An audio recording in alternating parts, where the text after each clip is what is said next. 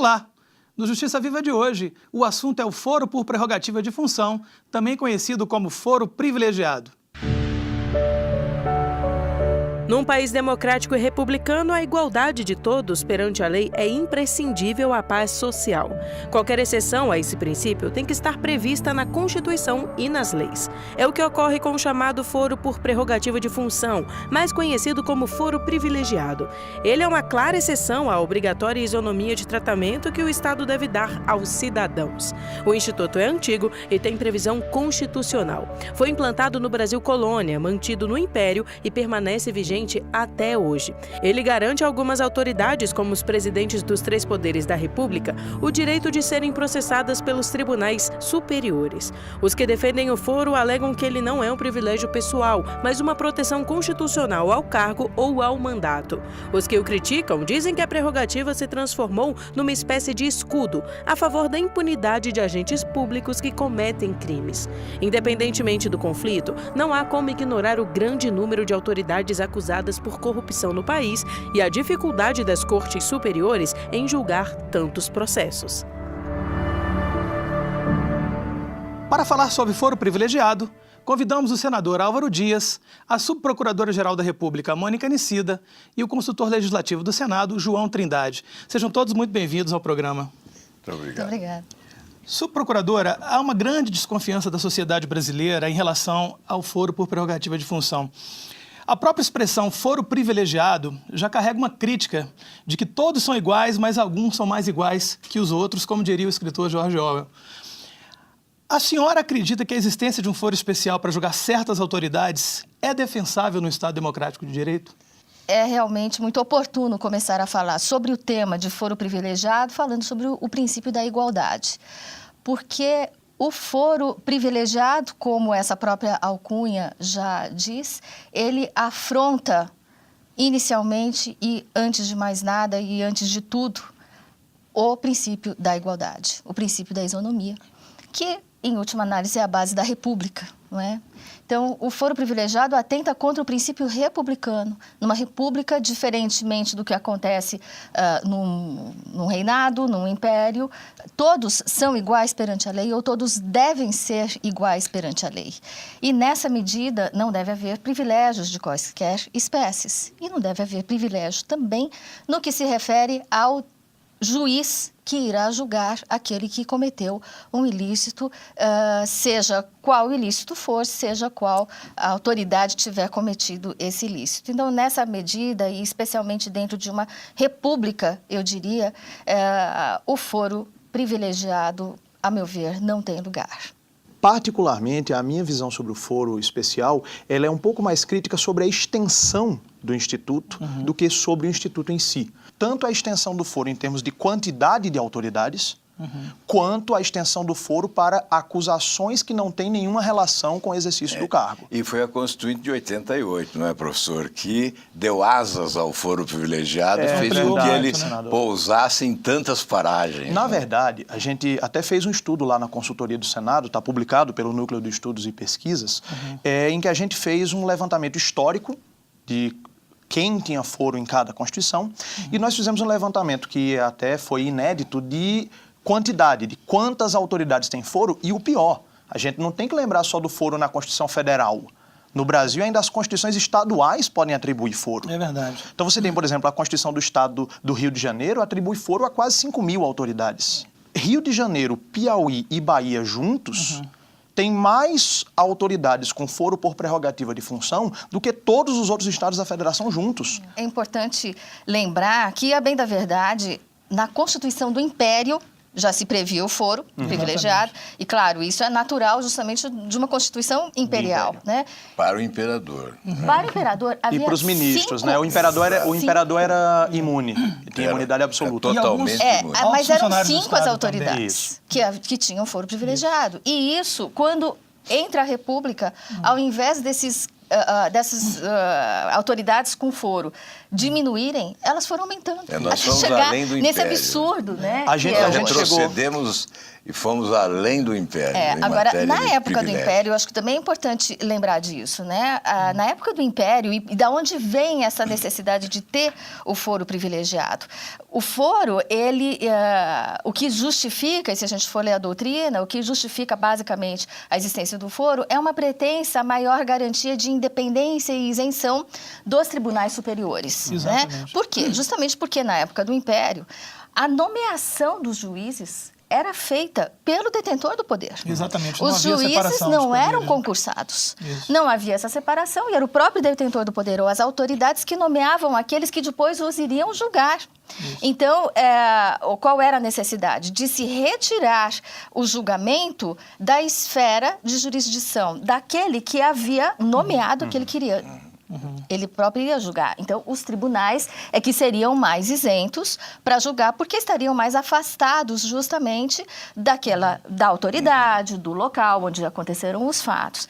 E hoje o que se vê é exatamente o contrário. Hoje nós temos uma magistratura, não é, espalhada por todo o país, que tem um estatuto constitucional de garantias e prerrogativas que é o estatuto que justamente garante a independência e a isenção de cada um dos juízes. Então, eles são tão independentes e isentos, os juízes de primeiro grau, quanto qualquer desembargador, quanto qualquer ministro de tribunais superiores. E, a bem da verdade, hoje existem apenas alguns juízes, alguns membros do judiciário que não são concursados e que são exatamente os ministros dos tribunais superiores. O absurdo da nossa legislação é que nós não encontramos realmente parâmetro em outros países avançados, a não ser a Espanha, né? O único país que nós encontramos na pesquisa que fizemos que tem algo semelhante ao Brasil.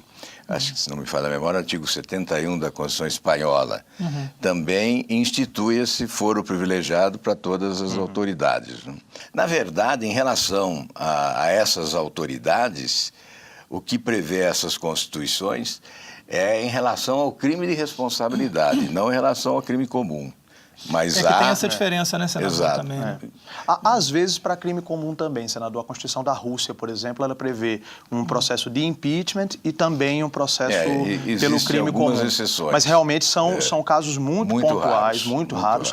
E outra coisa, essa questão, tanto que a doutora Mônica quanto que o senador Álvaro Dias falaram, e aí eu acho que nós temos uma unanimidade, houve uma explosão de autoridades ao longo do tempo. Quer dizer, em vez de a gente ir limitando o foro por prerrogativa de função, foi ampliando. E não foi só na Constituição de 88, foi um movimento. Aí a gente tem um problema também, até estrutural da nossa sociedade, de corporativismo. Quer dizer, você atribui, por exemplo, foro para ministros e Tribunal de Contas. Aí, não, então tem que ter foro também para desembargadores e Tribunal de Justiça. Aí atribui, por exemplo, o foro por prerrogativa de função, isso é algo que não é pesquisado nem é devidamente levado em consideração até do ponto de vista histórico. A criação do foro por prerrogativa de função para parlamentares federais se deu pela emenda 1 de 69. Quer dizer, com o Congresso Nacional fechado. Exato. E isso simplesmente se internalizou e na Constituição de 88 tem duas linhas de debate sobre foro por prerrogativa de função para parlamentares. E aí depois se estendeu isso para autoridades estaduais e chegou nesse número assustador de 54.990 autoridades que, na data da publicação do estudo, no primeiro semestre desse ano, foi a contagem a que a gente chegou com as autoridades estaduais. Quer dizer, acho que aqui a gente tem uma unanimidade que é absolutamente impossível. Até porque é história impraticável promover justiça nesses termos, né? Senador, nós vamos continuar falando sobre a dificuldade dos tribunais superiores em julgar autoridades com prerrogativa de foro no próximo bloco. Nós vamos para um rápido intervalo e voltamos em instantes com o Justiça Viva.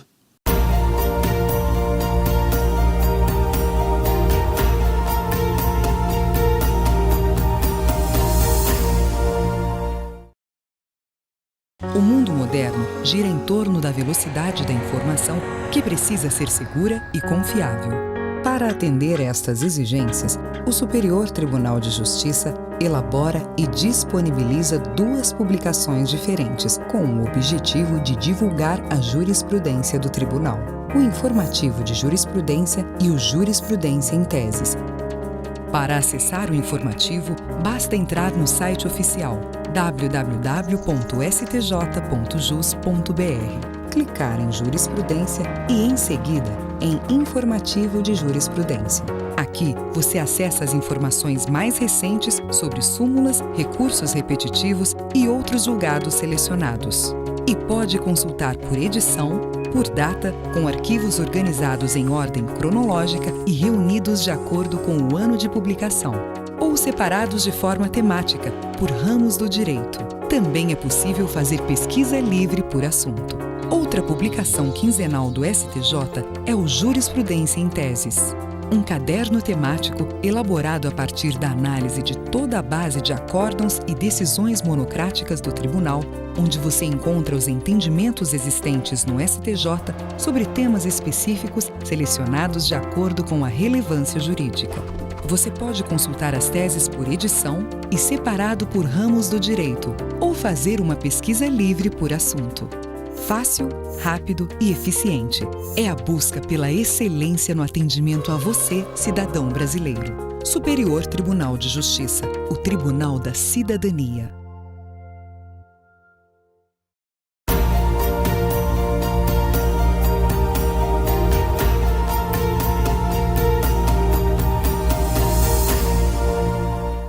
Estamos de volta com o Justiça Viva, falando sobre o foro por prerrogativa de função. Senador, nós estávamos falando aqui da dificuldade que as cortes superiores têm de julgar autoridades com prerrogativa de foro.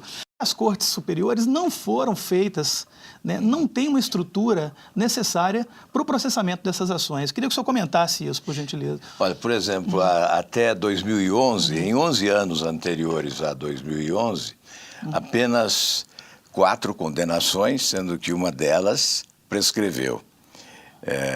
Depois de 2011, nós tivemos o mensalão, aí tivemos a agilização dos procedimentos em função de uma nova postura do Supremo, tendo à frente o ministro Joaquim Barbosa. Tivemos mais condenações, mas veja que agora nós retomamos a esse estágio de lentidão, não é? Desde a instauração da Operação Lava Jato, são 3 anos já, não é? E nós não tivemos ainda nenhum julgamento no Supremo Tribunal Federal. Então, esta é a enorme dificuldade. Eu creio que não é só a dificuldade do Supremo, o próprio Ministério Público, né? Com tantas ações, com tantas investigações em curso, com tantas delações exigindo investigações de profundidade, não é?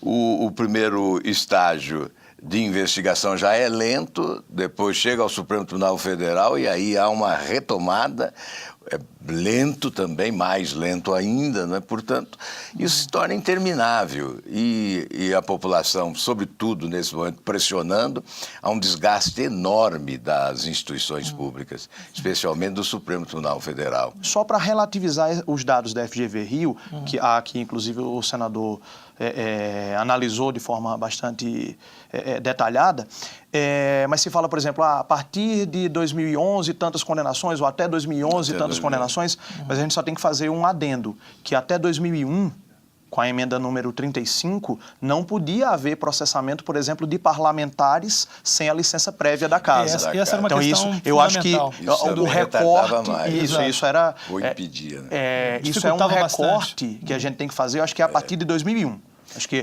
e os dados são tão assustadores quanto, mas só para a gente ter cuidado de fazer uma análise cientificamente correta. Exatamente. Esses 4 a que me referi, condenados, é nesse período. Isso, de 11 exatamente. anos. De fato, os tribunais não foram criados para investigar ou para orientar as investigações e para julgar, processar e julgar ações penais. Os tribunais estão vocacionados para julgar recursos. São órgãos colegiados, os julgamentos se dão sempre em grupos de julgadores, tudo feito para quê? Para que isso seja, para que a atuação deles seja num segundo momento da ação penal. E não das possuem ações nem em geral. os mecanismos necessários Perfeito, para a investigação. É exatamente isso que eu gostaria de explorar, né? Em primeira instância, quando um membro do Ministério Público faz uma denúncia, ele descreve ali os fatos, imputa a autoria, manda para o judiciário e o juiz, ao receber, nos termos da legislação, o que ele diz? Ele analisa se estão presentes os requisitos e ele põe um despacho, presentes os requisitos, pode fazer um despacho mais alentado, mas ele recebe a denúncia em um despacho que ele publica naquele momento.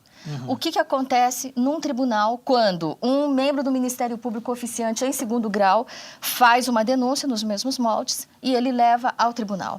Aquilo vai ser distribuído para um relator e o relator, ele não pode receber a denúncia ele próprio. O recebimento da denúncia já deve ser feito pelo colegiado. E qual colegiado? Como sabemos, os tribunais se dividem em turmas, sessões, grupos de câmaras, órgãos plenários. E, normalmente, essas ações penais, esses processos penais, que são processos de muita responsabilidade, muitas vezes muita visibilidade, a competência para o seu trâmite é dos maiores órgãos, é das sessões, ou é dos órgãos especiais, é do plenário, do Supremo, né? Não é de órgãos pequenos. Então, o relator, ele tem todo um trâmite prévio que está na lei, que primeiro ele tem que fazer uma oitiva prévia da autoridade, para depois ele fazer um relatório. Inúmeras testemunhas. Não, antes das testemunhas, ele faz um relatório, leva para o órgão colegiado, e diz, olha, eu acho que está ok para receber a denúncia. Está aqui meu voto no sentido do recebimento da denúncia. Alguém pode pedir e aí são 5, 10, no TRF da terceira, acho que eram 17 desembargadores que têm que apreciar e receber esta denúncia. E a qualquer momento, pode pedir vista, porque é uma decisão de muita responsabilidade. Ele pode dizer, não estou habilitado a dar este voto agora, eu peço vista. Então, ele pede vista e ele traz quando ele puder. E aí, depois disso é que o processo começa a tramitar. Então, vamos comparar só este momento de recebimento de denúncia, que o juiz de primeiro grau faz em um despacho e que no tribunal pode levar anos. Então, está aí a razão da demora do trâmite e que é a razão também, uma das razões, pelo menos, pelas quais todo mundo quer um foro para si. Eu acho que aqui realmente há que se reconhecer que os tribunais não foram desenhados, não tem um desenho institucional para fazer instrução. Instrução de qualquer natureza, muito menos instrução criminal. E, especificamente, por exemplo, em relação ao Supremo Tribunal Federal, já se reclama que ele tem muitas competências originárias de natureza civil até. Imagine colocando mais competências de natureza criminal. Outra questão também que eu acho importante destacar aqui é que o Brasil fere um acordo internacional que celebrou em relação à questão da dupla jurisprudência. Duplo grau de jurisdição. Duplo grau de jurisdição. É um rompimento. Esse acordo está sendo desrespeitado com a prevalência aqui do foro privilegiado. E aí, em relação a esse segundo grau, essa é outra preocupação que a gente tem que ter, porque a extinção ou a redução drástica do foro por prerrogativa de função, ele pode fortalecer muito a jurisdição em primeira instância, só que eu tenho uma sincera preocupação com a manutenção da jurisprudência do Supremo sobre a execução da pena após a condenação em segunda instância. Porque o Supremo Tribunal Federal mudou sua jurisprudência para voltar ao seu entendimento pré-2009 de que a pena já pode começar a ser executada após a confirmação em segundo grau. Isso, particularmente, é uma medida bastante importante para evitar a perpetuação de processos eternos. Mas eu tenho um sincero medo de que, se todo mundo for para a primeira instância e o Supremo Tribunal Federal depois revisar esse entendimento, isso pode gerar um problema da eternização do processo. Quer dizer, pelo menos hoje o processo demora na instância originária, mas ali ele vai terminar, ali não tem mais recurso. Se for para a primeira instância e o Supremo, eu espero que não o faça, mas e o Supremo revisar esse entendimento da prisão após segunda instância, a gente pode ter um grau até pior de impunidade se a gente chegar nessa situação. Na tentativa de evitar isso, eu propus, logo depois que aprovamos o fim do foro no Senado, já que havia embutido na proposta do foro também a legitimação da prisão em segundo grau, a legitimação constitucional, não é? E tivemos que retirar, mas protocolei uma outra proposta de emenda constitucional que legitima constitucionalmente a prisão em segunda instância. Eu acho que são coisas indissociáveis. Senador, nós vamos continuar falando sobre a dificuldade dos tribunais superiores em julgar autoridades com prerrogativa de foro no próximo bloco. Nós vamos para um rápido intervalo e voltamos em instantes com o Justiça Viva.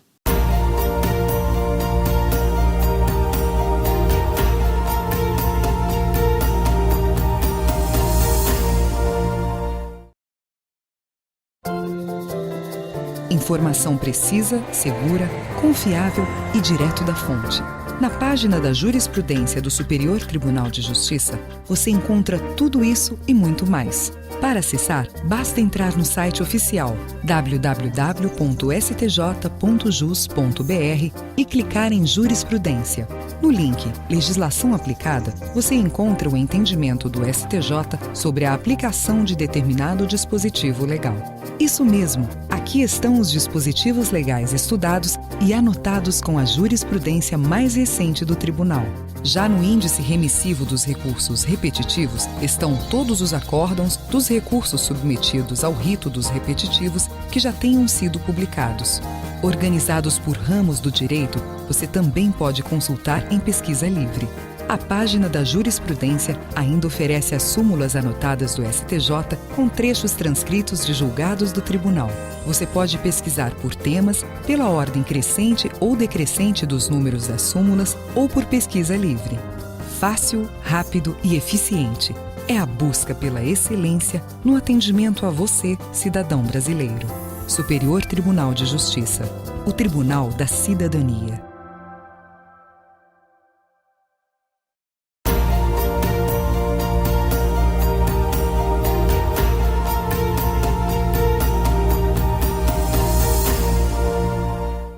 Estamos de volta com o Justiça Viva. No programa de hoje, falamos sobre o foro por prerrogativa de função. Senador, eu queria retomar agora rapidamente a questão do duplo grau de jurisdição, pois não? Existe uma outra questão também que eu considero fundamental, que é a presença da não autoridade em função da ligação com o crime praticado com a autoridade. Foro por atração, né? Ele é submetido a um julgamento pelo Supremo. Né? Isso. Ocorre que a autoridade, por exemplo, um parlamentar pode renunciar ao mandato e retornar à primeira instância. O próprio Supremo, no começo do julgamento do caso da Lava Jato, já se apercebeu disso, de que ele não ia dar conta de julgar todo mundo, Essa porque quantidade tem muito... de réus, né? Exatamente, são muitos réus, Mas aí são muitos estabelece fatos. também uma distinção, porque há E uns aí, que são julgados. Exatamente, e aí ele autorizou, então, a cisão, e isto tem sido feito pelos tribunais, eles cindem o processo. Então, quem tem foro fica no tribunal e os outros vão para a primeira instância. Ora, aí temos aí um problema mais sério ainda, que é a possibilidade de julgamentos em relação aos mesmos fatos, de resultados diferentes. Exato, isso é seríssimo.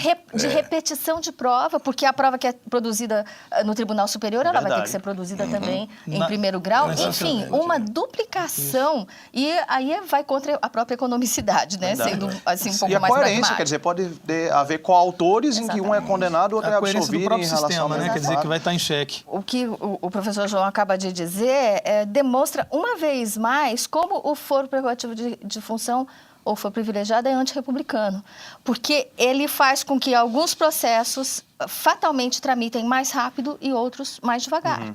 Então, de uma forma ou de outra, reforça-se aí a desigualdade de tratamento entre os processados, né? Uma vez mais. Verdade. Então, em nome até da reabilitação da imagem das instituições públicas essenciais no Estado de Direito democrático, nós temos que acabar urgentemente com o foro privilegiado. Senador, eu queria retomar agora rapidamente a questão da PEC número 10, que está tramitando, como o senhor disse, desde 2013. Agora está tramitando na Câmara. Gostaria que o senhor fizesse um breve resumo para a gente dos principais pontos da proposta. Ela simplesmente extingue o foro. Os outros pontos foram retirados na discussão em plenário no Senado, porque nós aproveitamos a oportunidade desta para incluir, como já disse, a questão da prisão no julgamento de segundo grau e também outras prerrogativas de parlamentares que ainda não foram extintas. E nós também incluímos agora nesta nova proposta de emenda constitucional. Ou seja, a possibilidade que tem a Câmara e o Senado de suspender ações penais em curso envolvendo parlamentares. É uma prerrogativa que está lá posta. Aliás, é um benefício, né, que se apelida de prerrogativa. E a outra questão, o outro dispositivo que estamos excluindo também é aquele que oferece a competência ao Legislativo de convalidar ou não a prisão de parlamentar. A proposta foi aprovada no Senado e eu estava dizendo aqui que a dificuldade é colocar em votação, porque em votação haverá aprovação, já que ninguém tem coragem de votar contra. Então a estratégia dos contrários é impedir que tramite a proposta. E é o que está ocorrendo na Câmara. Está na Câmara desde o dia 6 de junho, paralisada. Então nós temos que pressionar a Câmara dos Deputados para que ocorra a tramitação, porque certamente com tramitação haverá aprovação. Mas o fim da prerrogativa de foro é só para o caso de crimes comuns, não é isso? Crimes comuns. Mantém o crime de responsabilidade, né, que eu creio que em todas as nações aí avançadas, o crime de responsabilidade tem esse tratamento. Mas para determinadas autoridades, né, senador? Exato. Não é como é hoje, né? Como é que está pela proposta na atual redação? Esse dispositivo do crime de responsabilidade é preservado. Então, o presidente da República e ministros, né, o julgamento é político, portanto, é no Congresso Nacional.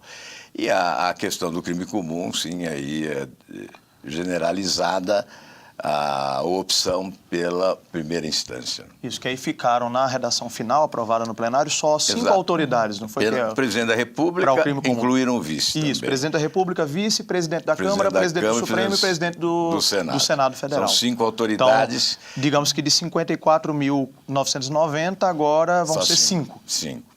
E tem ainda a previsão... Na nossa proposta, não. Não, era 0. Mas houve uma mudança na discussão. Ainda tem, se eu não me engano, né, senador, uma previsão de que os estados não podem criar esse foro. Quer dizer, não só extingue para outras autoridades federais, como expressa a regra de que são só essas e os estados não podem criar. Apenas essas 5 autoridades. A aprovação dessa PEC seria realmente, ou será, se Deus quiser, um enorme passo a ser dado, né? Algo que esperamos há muito tempo. Este assunto, há 10 anos atrás, era manchete nos jornais, era debatido e se esperava que surtisse algum efeito, né? No sentido de, ao menos, diminuirmos esse foro.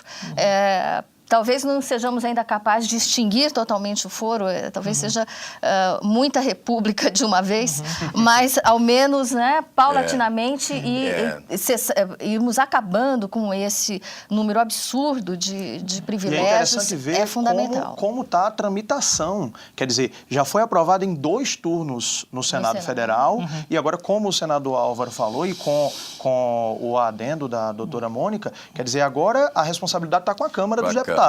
Agora, se a Câmara aprovar em 2 turnos e por 3/5 dos votos, é vigência imediata. Então a gente está...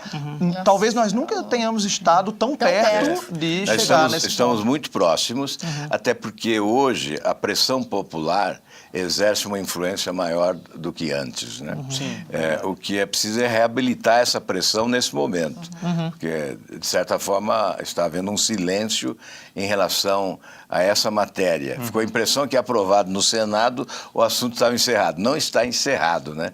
Está na Câmara dos Deputados. E eu imagino que, se nós agitarmos o assunto, como estamos fazendo aqui nessa conversa, né, certamente nós vamos obrigar, pelo menos, a pautar a matéria na Câmara, a fim de que ela possa ir à deliberação. Senador, subprocuradora, professor, infelizmente o nosso tempo acabou. Nós agradecemos a presença dos convidados, o senador Álvaro Dias, a subprocuradora-geral da República, Mônica Nicida, e o consultor legislativo do Senado, João Trindade. Você também pode assistir a essa e a outras edições do Justiça Viva no canal do STJ no YouTube. O endereço está aí na tela. Até o próximo programa. Tchau.